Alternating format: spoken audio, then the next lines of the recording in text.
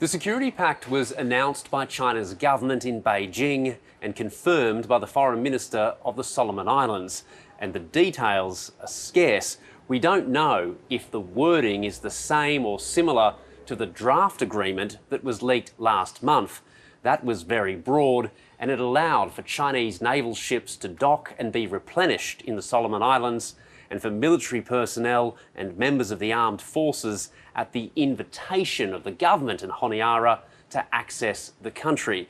The early indications from Beijing is that the final agreement is also wide-ranging. The security cooperation is conducive to strengthening capacity building of the Solomon Islands, promoting social stability and advancing common interests. It is understood and supported by the Solomon Islands and other Pacific Island countries. China says this is an agreement between two sovereign countries, and its implementation will ultimately be up to the government in Honiara. But the Solomon Islands is a very small and relatively poor sovereign country that has just done a deal with a giant.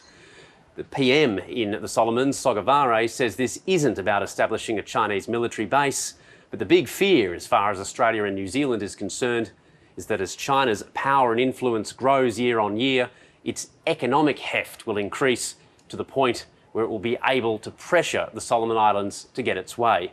And if this isn't long-term about establishing a Chinese military presence in the South Pacific, then it's an awfully strange deal for Beijing to strike. Either way, what we do know at this point is that Australia and New Zealand's duopoly on security interests in the South Pacific is now well and truly over.